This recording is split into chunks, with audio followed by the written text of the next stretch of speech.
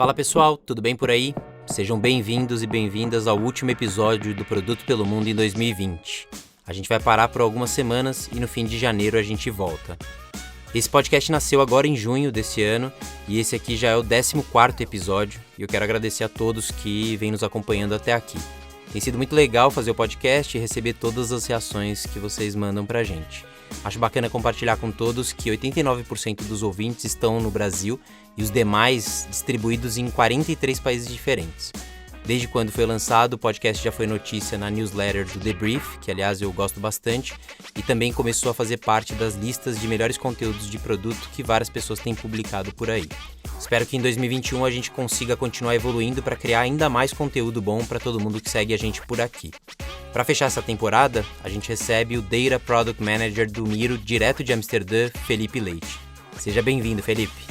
Obrigado, Guilherme, por convidar aí. Sou super fã da podcast, tenho ouvido bastante episódios aí. Experiência legal que a galera conta, referências boas para seguir. Então, super grato aí de ser convidado. Vamos lá. Legal.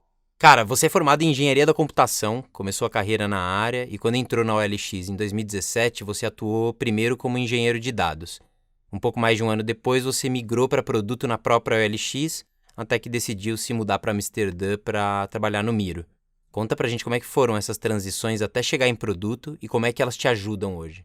Me formei em Engenharia da Computação e desde o início eu trabalhei desenvolvendo produtos internos. Então, no começo, muito como uma parte de engenheiro e estando dentro de algum projeto onde alguém já tinha pensado que o projeto ia ser e tinha uma série de requisitos para você cumprir e tal. E eu não achava que isso funcionava tão bem. Eu acabei trabalhando em alguns projetos que eu sabia desde o início que não parecia fazer muito sentido e que, no fim das contas, isso não ia ser usado ou tinha formas melhores de resolver em menos tempo ou mais simples. Me incomodava ficar gastando tanto tempo nesse tipo de projeto. Apesar de aprender muito. Assim, eu sou muito grato por esse período inicial porque foi realmente um aprendizado muito grande na parte de engenharia.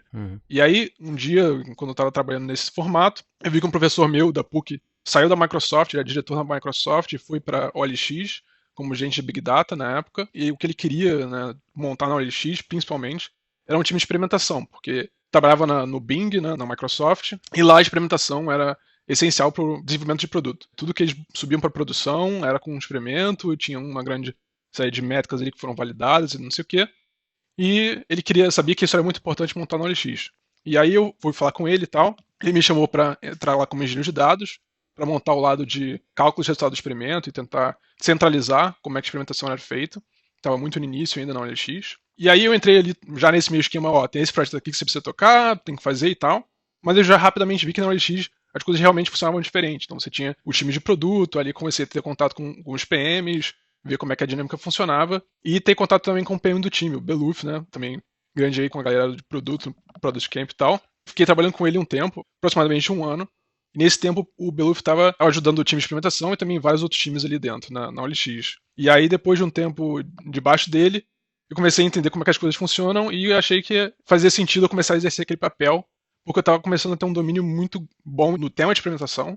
E o meu background de engenharia, que aí eu acho que voltando um pouco à pergunta, ajudava bastante, porque eu conseguia ter uma noção muito boa do que dava para ser feito, o que era difícil ser feito, se a gente estava pensando em arquitetar o produto de alguma forma, quais eram os benefícios, o que poderia não dar tão certo. E eu acho que isso é bem importante, assim, primeiro porque dentro da OLX eu também já via alguns PMs que tinham esse lado mais técnico, que isso vinha um pouco mais facilidade, eles conseguiam lidar melhor com o gerente de engenharia, sabendo ter discussão mais técnica, e comparado com PMs que não tinham tanto o lado técnico, que ficava um pouco mais o vai e volta, o gerente de engenharia falava alguma coisa que ia demorar mais tempo para fazer, o PM não sabia muito bem se isso fazia sentido, ou não podia colaborar com a discussão, né? Não conseguia desenvolver tanto a discussão com o time ou com a parte de engenharia. Então acho que isso ajudou bastante, principalmente com o produto interno, porque tende a ter uma pegada de engenharia um pouco mais forte, porque muitas vezes o produto interno você não está querendo otimizar uma experiência, deixar uma coisa mais redonda possível. Muitas vezes você está querendo abrir um caminho ali na trilha, né? Você está traçando uma coisa nova que não dá para fazer antes. Então tem muita questão de você saber o que dá para fazer, o que é simples fazer, o que não é. Legal.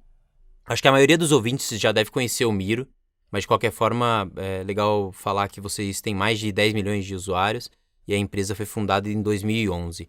Fala mais pra gente sobre o produto, quais são os principais desafios e oportunidades que vocês enxergam hoje, por que esse produto nasceu e, basicamente, qual foi a dor ou o problema que ele veio resolver. Bom, o Miro começou no meio da Rússia, ali perto da Sibéria.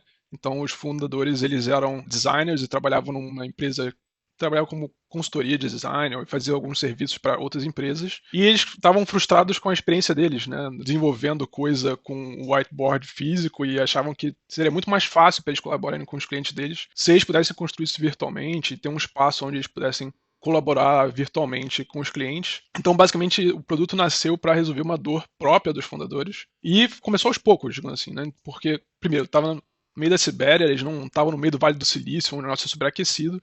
Então, eles começaram com uma equipe pequena, melhorando o produto, realmente bem focado no produto para resolver as dores deles mesmo.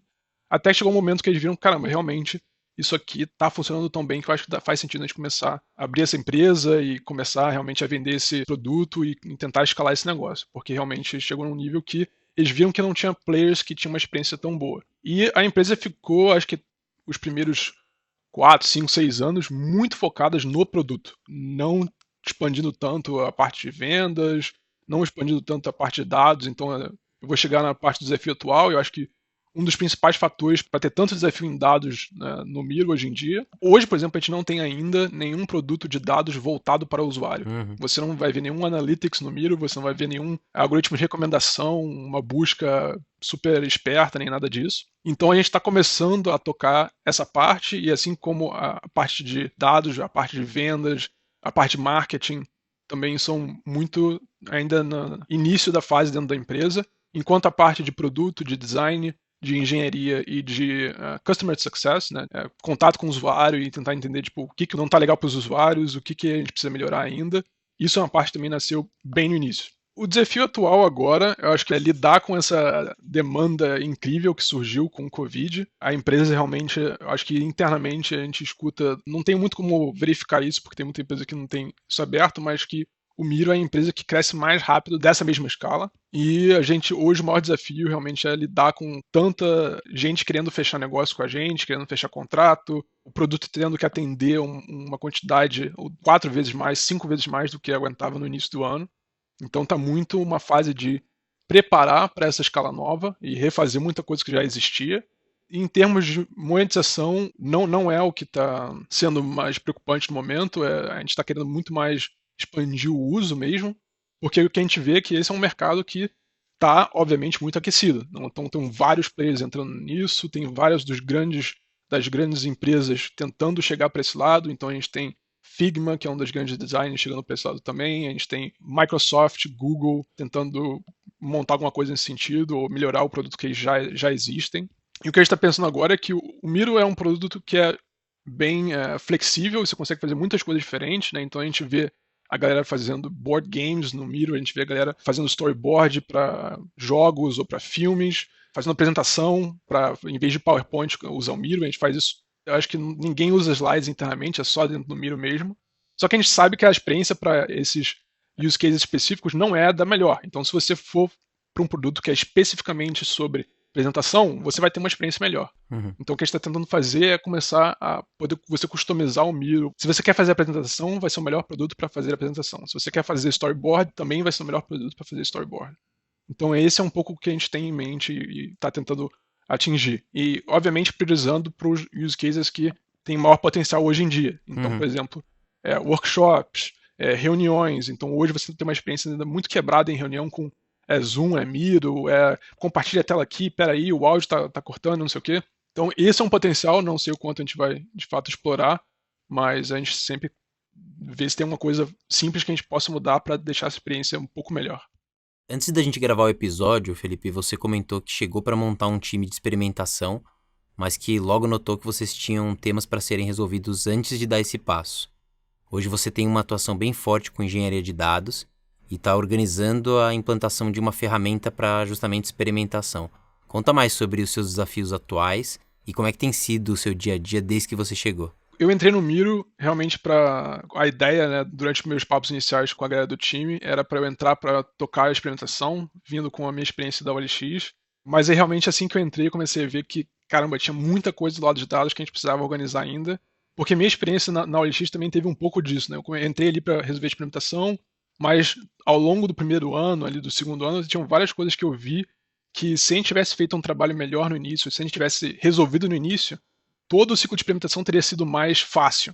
Então, foi aí que eu comecei a ver, caramba, aqui também está a parte de tracking, né, de você monitorar os eventos dos usuários, a gente precisa dar uma arrumada ainda, a parte de facilitar a vida dos analistas, a rodar queries mais rápido, a poder compartilhar os dados com os outros stakeholders das áreas ser mais fácil. Outra coisa que a gente precisa arrumar também são toda a parte de métrica e gerenciamento de métricas, porque hoje ainda tem, acho que é o clássico que tem muitas empresas que ainda sofrem com isso, né, de você tem essa métrica num time quer dizer uma coisa, no outro quer dizer outra, você pergunta para 5 pessoas da empresa diferente quanto que uma métrica X, qual que é o valor dessa métrica atualmente, você vai ter 5 respostas diferentes. Eu acho que a gente está no momento agora no Miro que é o momento para resolver isso, né? Porque o time está começando a expandir, a gente está mudando todo o nosso ferramental e a forma que a gente está estruturando as coisas, e se a gente fizer um bom trabalho agora, a gente vai poder realmente colher o fruto disso durante os próximos anos. E se a gente não fizer isso bem agora, a gente vai penar com isso aí nos próximos anos. Então, eu acho que eu estou investindo bastante nessa parte da estrutura de dados agora, para uma vez que isso já estiver mais organizado, desenvolver a parte de implementação vai ser um pouco mais fácil também. E enquanto isso, né, acho que na OLX eu fiquei um pouco mais de 3 anos ali, né, algo em torno disso. E o primeiro ano inteiro foi iterando no produto de experimentação. Né, um pouco porque a própria stack da empresa estava mudando, estava indo de on-prem para AWS, tinha um monte de coisa que estava mudando na parte de engenharia, um monte de tecnologia que a gente estava mudando e tal. Então a gente realmente teve que pivotar nossa solução também de implementação muitas vezes. Mas eu sei que, basicamente, você ter uma ferramenta interna de implementação, apesar de ser muito poderoso, e se você fizer um bom trabalho, aí você tem realmente ganhos muito bons com isso, demora. Não é uma coisa que você consegue fazer de uma hora para outra bem feito. Então a ideia é começar trabalhando com uma ferramenta de mercado que eu considero uma das melhores, porque também a gente tem, com esse crescimento desse ano, tem um monte de gente vindo para a empresa que vem do Booking, vem do Uber, vem do Facebook, vem do Google. E essa galera estava trabalhando com ferramentas poderosíssimas, né? Então você chega essa galera aqui, é como você você contrata um chefe de cozinha que é 3 estrelas Michelin e você dá para ele o teu fogão ali para ele fazer uma comida. O cara não está podendo exercer o papel dele da melhor forma possível. Então isso virou realmente um problema crucial para a gente resolver. Eu estou com esse desafio aí de dar o ferramental para os chefes de cozinha e poderem cozinhar as features da melhor forma possível. Bacana. Cara, pelo que eu vi, a empresa tem um pouco mais do que 500 funcionários. E eu queria saber como é que vocês organizam os times de produto por aí e quais são os papéis que vocês têm dentro dos times. Bom, no Miro, uma organização de time é uma coisa que está evoluindo num pace muito, muito rápido. Assim, na OLX eu já achava que as coisas mudavam com uma frequência alta, mas no Miro não tem nem comparação. Cada mês a gente tem a estrutura de time um pouco diferente, tem esse cargo novo que está começando, agora esses 2 times vão juntar, esse time vai separar em 2. Acho que dado que a empresa está numa evolução tão rápida, acho que é uma coisa que é difícil você tomar como modelo a ser seguido. Também tem muita coisa que ainda está bem desorganizada. Mas, como é que a gente está se organizando? Então, a gente tem os times de produto são multifuncionais, né? Então, você tem um PM, vai ter engenheiros no time, vai ter um designer no time, vai ter alguém de Product Marketing. Eu acho que Product Marketing é uma coisa que, para o mercado que o Miro está, é muito importante, porque a gente justamente está trabalhando com pessoas, com PMs, os nossos usuários, né, são pessoas de produto também, e também os competidores fazem isso muito bem. Então, acho que isso é uma coisa legal da competição, nesse mercado está tão aquecido, que se você não divulga bem o que você está fazendo, ninguém vai saber que você está fazendo uma coisa diferente. E eu acho que no Miro a gente está investindo legal nisso. E você tem essas pessoas de marketing dentro do time de produto, é uma coisa que eu não tinha experiência com isso antes. Do lado de dados, eu acho que é um pouco, também costuma mudar muito de empresa para empresa. No Miro a gente tem, cada time está um pouco diferente, mas em geral tem alguém de dados junto com o time de produto. Ou o PM tem um conhecimento da parte de dados ou analítica que ele consegue se virar bem sozinho. E a divisão de time começa. A primeira divisão é entre Growth e Product, né? Então, um é o lado de Growth, onde está lidando com a parte de receber os novos usuários, né? Então, vem da parte do website, onde você vai criar sua conta, o fluxo de criação de conta, o fluxo de você também já entrar com uma conta paga, com mais features, né? O Enterprise, o Consultant Plan e tal. E o outro é o lado de produto, que está realmente desenvolvendo as partes dentro do nosso canvas, né? Do board, né? Então, o lado mais Enterprise, que está pensando como é que a gente consegue facilitar a utilização de Miro numa empresa de 10 mil funcionários, onde você tem pessoas no mundo inteiro com times completamente diferentes, com uma quantidade insana de boards e documentação que está dentro de board. Então, deixar essa experiência mais fácil e também facilitar a parte de quem está gerenciando a distribuição de licenças dentro da empresa. Nessas grandes empresas, você tem um usuário bem diferente, que é o admin da conta, né, que ele vai ter que gerenciar a distribuição de licença para 10 mil pessoas, que não é nada simples. Muitas vezes a gente tem um time inteiro para isso dentro da empresa. Então, vai ter uma outra galera de produto vendo esse lado da experiência também. Além de vários outros públicos, eu acredito que o produto de vocês tenha também uma quantidade relevante de PMs e designers usando. Como é que é criar produto para esses perfis, para gente aqui? Isso eu acho que é muito legal, primeiro, porque pessoalmente é muito gratificante saber que muitas pessoas que eu conheço, ou que eu trabalho, ou que eu já trabalhei, né, no caso, usam o produto, são fãs do produto. E também é muito legal ver que você tem uma apreciação de pessoas que sabem o quão difícil é você fazer esse tipo de produto. Então, por exemplo, a gente tem um canal no Slack com todas as mensagens de NPS que a gente recebe dentro do produto. E é muito legal você ver quantas pessoas falam que realmente mudou a experiência de desenvolvimento do produto da pessoa, foi completamente transformada por usar o Miro, ou que ela consegue realmente engajar pessoas que ela não conseguia engajar antes. É muito interessante. E os feedbacks construtivos também são super valiosos. Porque acho que comparando um pouco com a OLX, a gente também, obviamente, escutava muito o feedback dos usuários, mas é uma diferença entre você ter um feedback de uma pessoa que a OLX é um dos poucos produtos digitais que a pessoa usa, versus uma pessoa que desenvolve produtos digitais. Então, uma pessoa, quando ela está dando um feedback construtivo, ela já é quase que um consultor para você, né? Então, você tem um PM da Amazon, do Facebook, do Booking.com, te mandando um feedback construtivo, falando, cara, isso aqui ficou muito legal, se vocês fizessem isso aqui, isso, aquilo, outro, talvez poderia funcionar bem, já pensaram em experimentar com isso. Tem muitos designers que eles mandam algum feedback pra gente, falando, se quiser entrar em contato, pode me ligar, não sei o quê, a gente marca um Zoom. Que legal. Então acho que é muito legal a gente ter esse contato tão engajante com os usuários. Que legal, cara, muito bom. Eu queria explorar um pouquinho, antes de começar a gravar, você estava contando pra gente alguns usos que são, não sei se inusitados, mas que não necessariamente foram pensados pelo time do Miro e que vocês descobrem que as pessoas começam a fazer criações em cima do produto. Qual foi o caso mais curioso, ou os casos mais curiosos e com o aprendizado que você teve ao estar em contato com usuários? Bom, um caso que eu acho que foi mais curioso foi saber que as pessoas realmente jogam bastante board games no Miro. Então tem muita gente que se reúne aí, tem uns tweets engraçados da galera falando que usa o Miro designer de dia e druida à noite, ou feiticeiro à noite. E aí junta com a galera do time ou a galera amigos e tal pra jogar ali, isso é bem curioso. Outro caso bem interessante são as empresas, né, de jogos ou de filme que organizam muito da parte de storyboarding e de quais são os assets que vão usar para cada personagem. E um outro também muito legal, volta e meia aparece um novo dos nossos usuários, são casais ou famílias que usam o Miro Board para organizar tudo da parte pessoal, né? Então como é que tá a gerência da casa, a próxima viagem. Que legal. Como é que vão montar o apartamento, né? Então o cara bota a planta embaixo do apartamento e bota cada móvel que tá vendo se vai comprar ali, organiza no apartamento para ver como é que vai ficar. E isso que é uma coisa muito legal do Miro, que é uma ferramenta que é muito fácil de você aprender a usar. E uma vez que você sabe quais são as ferramentas que existem ali, você começa a pensar em várias possibilidades diferentes, né? Então você acaba vendo uma pessoa começa a usar para fazer um brainstorm ou montar um mind map, e o cara começa a ver, cara, mas se eu botasse um mapa aqui, eu poderia começar a planejar minha viagem. Se eu botasse a planta abaixo da minha casa aqui, eu conseguiria organizar como é que eu vou reorganizar a casa. Começa a convidar a família para o board, começa a convidar amigos para o board. Então isso é bem legal da gente ver. E o que é muito legal você ver esses casos diferentes é sempre lembrar que a gente não consegue saber todos os casos de uso que os usuários têm, e por isso que é muito importante a gente estar sempre validando quem está botando em produção, né? Então, para a gente ver, porque às vezes a gente muda alguma coisa que a gente acha que não vai. Às vezes a gente bota uma coisa em produção sem ter pensado em como uma grande parte dos nossos usuários usam isso, porque o uso é tão heterogêneo. E é por isso que é importante a gente começar a tentar medir melhor, né, como é que cada feature está sendo usada, para, primeiro, ver quais são os casos que a gente está servindo muito pouco, ou seja, a gente vê um caso de uso que a gente não está estudando, que a gente não está pensando sobre isso, e também quando a gente está botando uma coisa em produção que a gente está pensando em um caso que ia melhorar, a gente precisa saber também casos que a gente pode estar degradando a experiência da pessoa.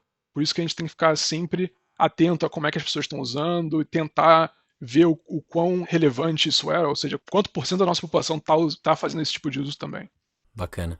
Cara, qual é a principal habilidade que uma pessoa precisa ter para virar PM no Miro, na sua opinião? Acho que a principal habilidade para um PM que está entrando no Miro é ter a forma de pensamento sempre focada em estar resolvendo uma dor do usuário e ter a capacidade de, da melhor forma possível, identificar quais são essas dores e quais são as mais importantes ou que a gente consegue resolver de forma mais simples para facilitar a jornada do usuário. Então, se o PM já chega com uma ideia do, cara, eu sou usuário do Miro, para mim, a melhor forma de melhorar a ferramenta ia ser essa, ia deixar a minha jornada o mais redonda possível, e isso não vai funcionar tão bem, porque, novamente, a gente tem casos muito diferentes. Se o PM está pensando muito introspectivamente ou como que o uso dele da ferramenta está indo, não vai funcionar tão bem. Então, acho que esse é o mais importante. E outra coisa é, na medida do possível, já ter uma experiência de trabalhar numa empresa que teve um crescimento tão acelerado, porque isso vem com uma série de desafios. Por exemplo, os times estão mudando muito rápido, então você precisa estar super confortável com hoje você está trabalhando dessa forma, amanhã é outra e 2 meses depois vai ser outra também. Precisa, na medida do possível, também ser um cara um pouco mais generalista, porque hoje ele está trabalhando, resolvendo, tá nesse time, amanhã vai ter outro, ou o time dele não existe mais, ou não sei. Então tem que lidar bem com esse tipo de flexibilidade. E outra coisa que vem com esse ritmo de crescimento é que os times sempre são menores do que eles deveriam ser. Poder trabalhar com a escassez, né, de recursos. Né? Então o time vai ser menor do que deveria ser quase sempre, por conta do pace do crescimento da empresa e quantos problemas que a gente está querendo resolver. E a gente não consegue contratar com essa rapidez. Os carros atualizam muito rápido, né? Então porque a gente também está contratando bastante, então tem um monte de carro diferente aparecendo por aí. Fiquem de olho, por favor. Legal saber que vocês estão com posições, que vocês estão contratando. De repente, se pessoas que estão ouvindo o podcast tiverem interesse em se mudar para Amsterdã, trabalhar com um produto global e tudo mais, acho que pode ser bacana para todo mundo saber. A gente sempre fecha o episódio com uma indicação de livro do convidado. Qual é a dica que você tem pra gente, cara? Cara, eu gosto muito dessa pergunta, porque é uma pergunta que eu faço bastante. Eu estou sempre pedindo recomendação de livros. Ouvi bastante recomendação legal aí na podcast. E eu gosto sempre de responder essa pergunta pensando num livro que eu acho que é muito bom e que menos pessoas que estão ouvindo aí provavelmente conhecem. Então, o livro que eu gostaria de recomendar é o Everything is Obvious Once You Know the Answer, que é do Duncan Watts. Então, tudo é óbvio quando você sabe a resposta. Que eu acho que ele pega uma coisa que é essencial que eu percebi aí no lado de experimentação, no desenvolvimento de produto, que você tem a tendência, quando você sabe que alguma coisa funciona assim, ou o resultado de um experimento é esse, a primeira tendência, a primeira reação é, ah, claro, foi isso. E o que acontece muitas vezes é que você vê o resultado, você imediatamente pensa, ah, óbvio, isso é por conta disso. Esse por conta disso você não validou, foi uma ideia que você pensou imediatamente, aí foi a sua reação, você vê aquele resultado. Então você fez um experimento, você viu, aumentou o clique 20%. Ah, claro, as pessoas viram que a foto de fato era boa. Mas não, você não validou especificamente se foi porque a foto estava boa. Pode ter sido qualquer outro motivo por trás disso. E o que ele vai mostrando ao longo do livro é que, mostrando resultados diferentes para pessoas diferentes, independente do resultado, a pessoa achava que era óbvio. Né? Então eu podia falar qualquer coisa, a pessoa, óbvio, claro, isso aí. Então ele mostra um pouco como a gente precisa de mais humildade intelectual em saber que as coisas podem ser mais complexas e que os resultados às vezes são o que a gente esperava, às vezes não. Ele não é óbvio se você não validou isso. Né? Então você só pode realmente falar, tipo, não, realmente, isso aqui é o que está acontecendo e vamos tentar entender por que disso. Né? Então eu acho que em experimentação as pessoas poderiam aproveitar mais de tentar mudar coisas que não necessariamente é o que ele quer botar em produção, de fato, mas é querer entender como é que as coisas funcionam. Né? Então, vamos experimentar botando botões com call to action com um monte de palavra ou com uma palavra só, ou que a gente acha que faz sentido, ou que a gente não acha que faz sentido, e ver o que acontece quando você faz esse tipo de mudança. Né? Eu acho que hoje o mindset de experimentação está muito no sentido, cara, eu acho que isso aqui é a coisa que vai dar certo, vamos experimentar e vamos ver o que vai dar certo. Eu acho que a gente perde um pouco por não fazer experimento como os cientistas na ciência política ou ciência social fazem, que é experimento para entender como é que as coisas se relacionam. Né? Se eu botar um monte de foto, o que acontece? Por mais que você não tenha a intenção de fato de botar um monte de foto no seu produto, mas precisa entender como é que as coisas se relacionam de fato. Não, e interessante é que eu acho que a gente também faz muito experimento para aumentar a conversão, para resultado, curto prazo. E eu não vejo tantos lugares com o viés de aprendizado mesmo, que acho que é um ponto que é relevante pra caramba, da gente aprender, por mais que a gente não acredite que aquilo vai ser o melhor a ser feito, o que você aprende daquilo, de comportamento do usuário e de reações que as pessoas podem ter. Então, talvez esse viés de aprendizado seja relevante, né? Exato, é o lance de você costuma muito a tentar otimizar as coisas baseado no que o mercado acredita que é verdade. Uhum. Talvez um bom exemplo disso é você tem um formulário e você sabe, bom, a gente tem que reduzir fricção, vamos botar o menos campo possível. Testa, bota 2 campos, vê o que acontece, bota 10 campos, vê o que acontece. Bota descrição em cada formulário e vê se muda alguma coisa. Mas não pensa em disputar. Isso que a gente quer botar em produção. Realmente é como você falou, você faz o experimento pensando, cara, vamos validar se de fato botar mais campo tem menos conversão, o que acontece, né? A galera vai de fato preencher, não sei, né? Vamos ver o que acontece. Legal, muito bom. Felipe, obrigado, foi um prazer falar contigo, cara. Valeu, Guilherme, e parabéns aí pelo podcast, e sucesso aí com os próximos episódios, eu vou ficar de olho aí. Legal. Então a gente encerra o ano por aqui. Obrigado pela companhia de todos vocês. Esse foi um podcast produzido pela Mnemônica, com edição de Pedro Moleiro. Eu sou Guilherme Seabra e a gente se encontra na segunda temporada do Produto pelo Mundo em 2021. Abraço para todo mundo.